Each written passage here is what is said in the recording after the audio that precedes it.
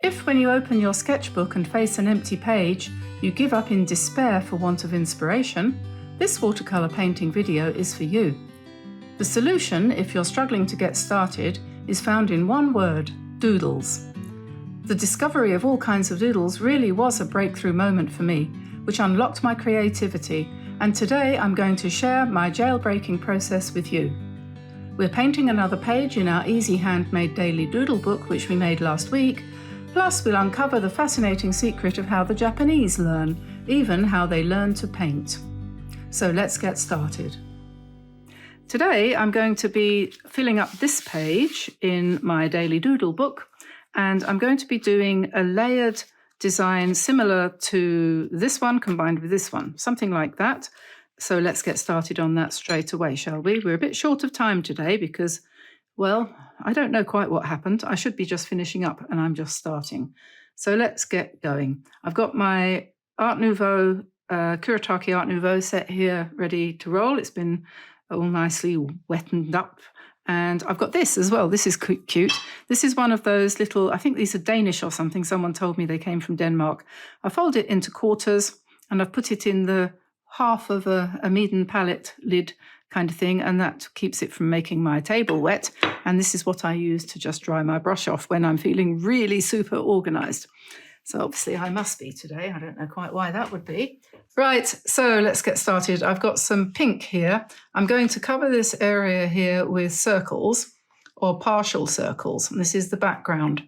Okay, so I'm just going to come in with unexpected colours and expected colours. I'm just going to move that a bit and just go kind of very loopy-loo, if you know what I mean. Remember loopy-loo? Okay, so I'm just rinsing my brush a little bit, picking up another colour. What shall I do next? I'll go back to a paler one, I think.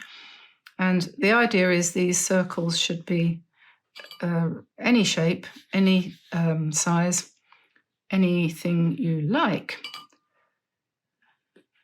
Isn't there a song like that?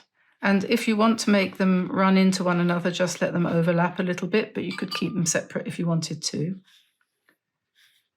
And my nice, very sturdy tape, which I'm using here, I remembered, someone said to me, my washi tape never does that. It just collapses after one use and springs up off the paper. And I'm like, yeah, actually, the reason why this has lasted so well, this is on its fourth painting, is because it had a paper backing on it. And so that must have preserved the glue in some way, shape or form. I don't know, but I've never had one that stuck so well as this either before. So, and I honestly don't know where it came from either, so I can't even tell you where to go to get it. So we're just lashing out here with great abandon, as you do. And I'm just putting colours in. Yes. I've had a few sort of strangely weepy moments this morning thinking about this time that we've had with the channel and how it all started, and going back and looking at videos from way back 5 years ago and remembering my little dog Ruby and all the things that happened around about the time of the great exit from Spain, and oh dear. But anyway, it's not all bad, because out of all of that trauma came this channel and my association and friendship with all of you people out there who watch. So that is by no means a sad thing at all. Right, so we've got the first layer in, and I shall find my hair dryer and kind of dry that. Okay, oh yes, I didn't mention the brush I'm using. This is a number 3 Meeden quill brush, and I thought that would probably be about the right size for this painting on this size paper, and it seems to be working okay at the moment. The next thing I'm going to do is I'm going to, what am I going to do? I'm going to put some darker paint on some of these places. So for example, we've got some lovely patterns here, haven't we? And we could follow some of them. We could kind of go round where we've got some runs and things and just emphasize that, and kind of using the color that's underneath. This one seems to have some vertical lines, so I'm going to put some vertical lines in here. And you just do whatever your paints tell you to do, really. This one needs a blob here and a blob there. You don't need to do something on all of them. This one's really looking very much as if it wants some circles, so I can add perhaps some circles here. Perhaps we'll do ones like this. And some of them I'll just leave. I think I might do something on here. Maybe paint half of it. And maybe on this one we'll do something like this. And the rest of them I think I'll leave. And then I'm going to put my brush aside for a minute, and I'm going to find a fine liner. I think probably I might go for something fairly fine. This is 0.1. I think that'll do, because this is all quite small. And I'm going to annoy Tamsin because I'm going to use the hairdryer again. Now we are working on building up the idea of using elements to make designs. So I'm going to be now coming into these circles, and I'm going to do some line work, and then I'm going to add some gold after that to finish it off. And yeah, and then the last painting here we'll do next week probably, which will be probably another floral. Maybe roses, I think, might be the thing to do, which would follow on logically from here. So push my water out of the way.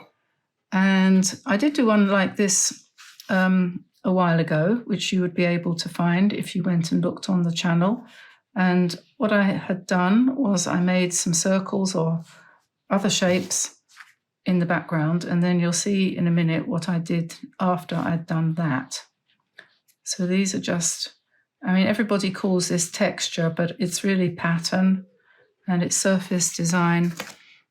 And it's surprising actually how good this kind of thing looks when you've done it. You think when you're doing it, wasting your time, what am I doing this for? But actually it works out quite well.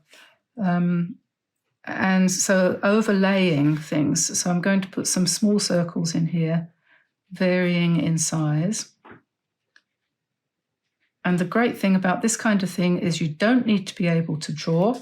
You don't need to know any skills about how to do flat washes or anything like that. You don't need any water control skills. You can just pick up a paintbrush and you can do this. And as you go along, you will learn the skills that you need in order to be able to do something more controlled. But this is the best way I've ever come across of trying to teach people how to live with their watercolors without getting too frustrated with them, because that is so easily done. And I've heard it so many times, people saying either that they had given up and they've come back to it when they found us, or that they really didn't think that they were ever going to be able to do anything worth doing.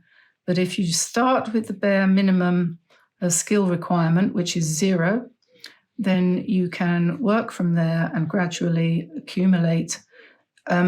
Yes, that's actually interesting. I was listening to a video yesterday, something about how the Japanese learn when they're at school, and they don't do it like apparently you do it in America, which I don't think we do in England, by reading, making notes, and then highlighting everything. I've never managed to get to grips with the idea of highlighting anything. It's just a waste of ink as far as I'm concerned. And apparently they don't do that in Japan. What they do is they use the Kumon method, which means that they learn a little bit every day. They don't ever try and really cram for an exam. They try to do it bit by bit. That's the way I was taught at school, actually, only we didn't call it the Kumon method. I had heard of that, but I didn't realize it was a Japanese thing. So yes, anyway, that's what we're doing. We're doing little bit by little bit by little bit. And then at the end of the day, you suddenly find that you've learned everything you need to know. So, you know, that's great, isn't it?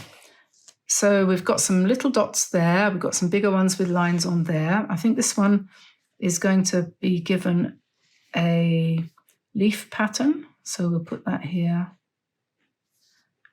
And drawing these simple leaf designs like this will really help you later on when you want to do a more realistic painting and you want to put some leaves and perhaps a branch with a bird on it, and you won't even think twice about, am I capable of drawing leaves, because you'll just know how to do it. And that's the way it is. It comes naturally after a while. It really does. So that's a leaf pattern there. The only thing that doesn't come naturally for me is thinking of the different kinds of squiggles to do. I find that very hard, and I know some other people have said the same, that it's hard to do, but you will find once you get started, it does get easier. And you start to have ideas, so you'll start to say, oh, look, I've done that in like that, in black. What I need to do now is I need to get my white pen, and I'll get my white pen that works. That's another one I need to throw away. Get my white pen that works, and I'll do some in here in white.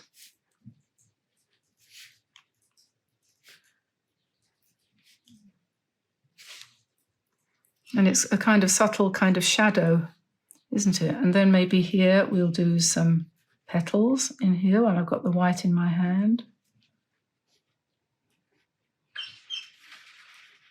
You can't plan this. I don't think you can plan this kind of painting. I don't think that's possible. We'll do some big ones here. You can literally only start and then continue, and I'm going to put some lines in those leaves.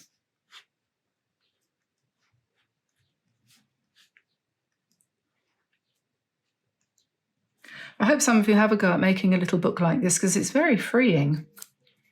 It really is. Okay, what else can we do?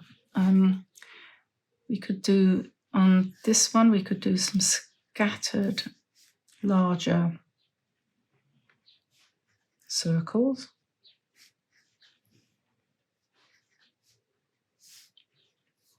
If you really find yourself at a loss, you want to grab your cheat sheet, which could be a little file of ideas like this.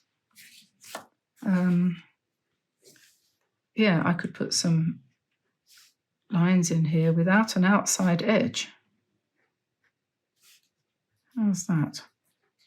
I would never have remembered that idea if I hadn't got this to refer to.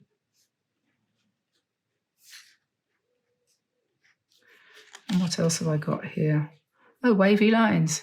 Excellent. I'll put some wavy lines down here.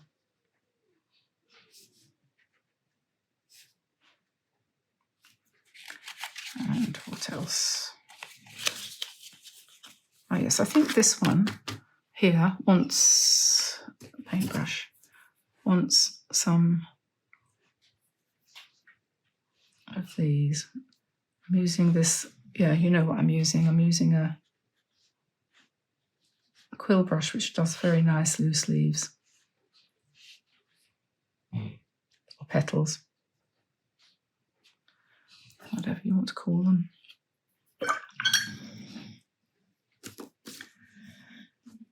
And oh, squares. You could put some squares coming down here.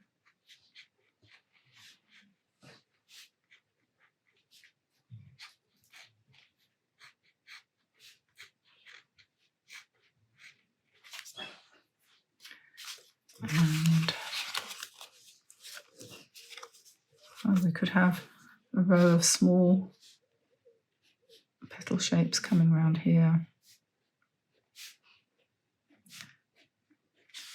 I'm thinking all the time now at the moment about what I'm going to do with my gold. Oh, forgot that one, didn't I?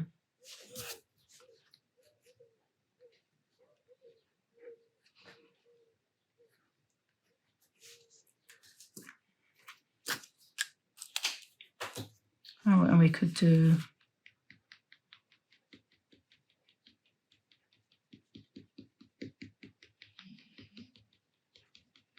dotted spiral. Now Okay, so we've got something on everything now, so we'll put our black pen away.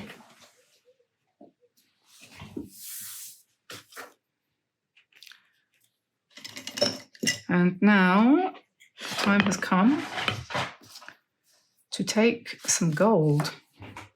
The first thing I'm going to do with the gold is mix it up. This is Kuretake gold. So everybody who's got the 48 set should have some of this. And if you haven't got the Kuretake set, you can get their Starry Colours, which has got all the golds and things in it. So now I'm going to, that's wet, but we'll start down the bottom. I'm going to go round my shapes with gold.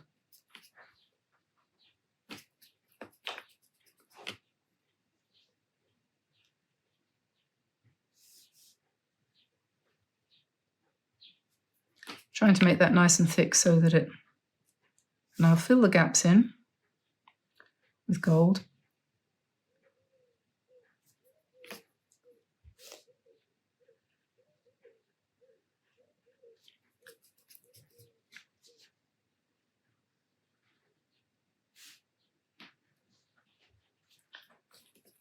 It's such a nice peaceful kind of thing to do.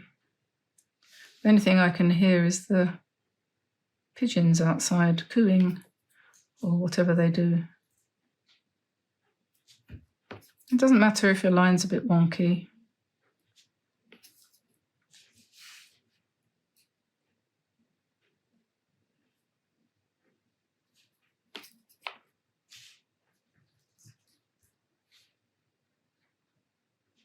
And don't lose faith. When you get to this point, you're probably going to be starting to say to yourself, if you're anything like me, oh, golly, this one's not going to work out. But you're allowed to say that if you want, but you don't have to believe it.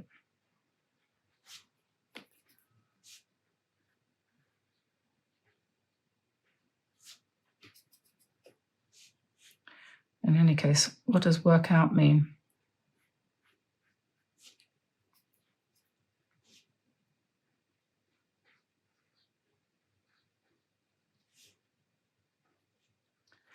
If the gold that you're using doesn't seem dark enough after one coat, you could wait for it to dry and then you could come back and give it another going over.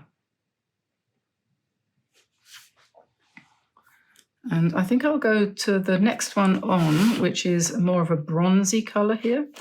And I'm going to do some more with that. I think I am anyway. Let me see. Yeah. I suppose that's probably okay. It does dry a little bit different from the way it looks when it's wet. Has to be said. And now I'm going to try to come into some of these shapes and put gold inside them too. And this is a darker shade of gold. And these squares here, doesn't matter if you go over the lines a bit. Oh, I must remember, I was going to say I wanted to mention, and I'll put the link in the description below, and you must go and have a look at, there's a lovely lady who lives in Sussex, where I used to live, not far actually from where we were, and not far from where I went to university. She lives near there. I was at university in Lewes many years ago. Anyway, her name's Jackie, and she has put up a lovely video of her work that she's been doing since she's been coming back to watercolouring after years away. And she has done lots of our projects, our tutorials. She's done, I think, quite a lot also of Ellen Crimmy Trent's. And she's made this lovely video of her paintings, and I'd like you all to go and see it because it's got a really lovely message. So I'll put the link in the description below so that you can just go straight over there on YouTube. And I'm very grateful to her for sending that because it was a very timely reminder of why we paint. We've been talking about this, haven't we? And we paint to keep ourselves sane. Right, so on this one, I'm going to do the bold step of going across like this with a fine line in gold and building up. Now you are starting to build a texture on your surface pattern, on your surface design, because you are layering. I think I might give these leaves a bit of gold too.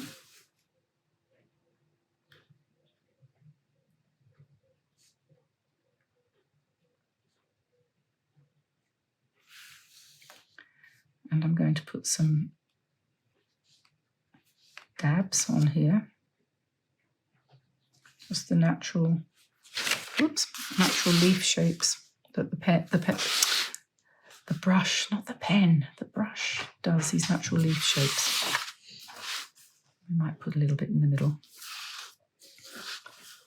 And then I'm going to, this is actually a D, and that's my initial, so I'm going to outline that in gold. Didn't do that on purpose. There we are. And what else can we do? I think it's looking reasonably complicated by now. I think we're probably getting there. We could put a few more dots on here. I could put a leaf in the middle here. 2 leaves. And let's put a bit here. And I think the colour of the gold has actually come out quite nicely. It's not as pale as I thought it was going to be. Let's put a bit up here, put some circles here, and maybe some little dots around here.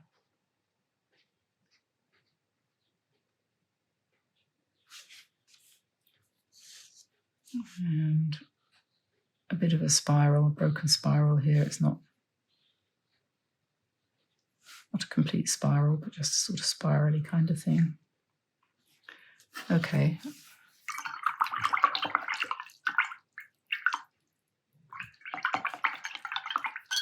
Now we could put a little bit more white on. I think I will. Just make sure this is working. Actually, I think I'll try the other one. This is the Signo. No, this is the Pentel. I'll try the Signo, see if that's better.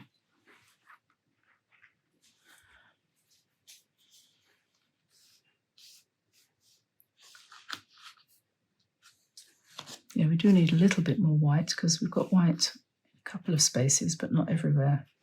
So let's put some more leaves in here. We'll just squeeze them in between.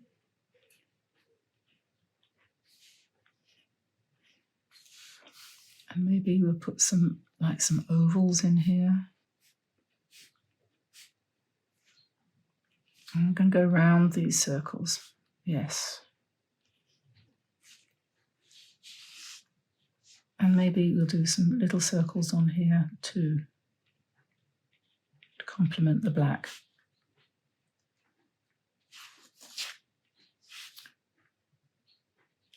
And some little squares.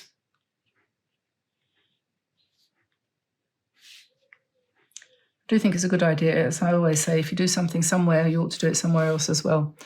So we'll leave it like that, and I'm going to dry it. And now we'll take the tape off, and I'll save it for my last page, which I will do, as I said, next week. So this is always the interesting part when you take off the tape. Stick it to the edge of my desk.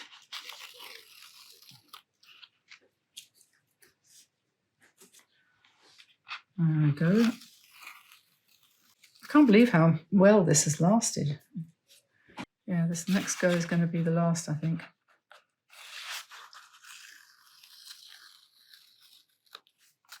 So there we are. That is our spread for the day.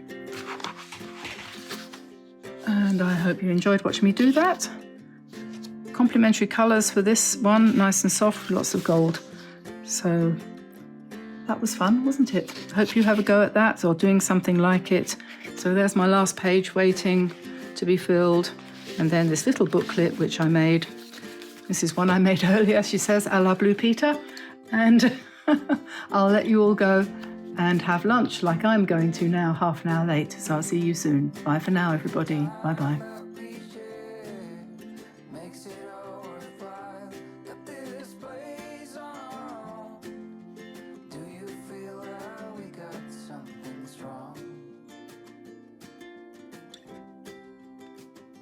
I saw you.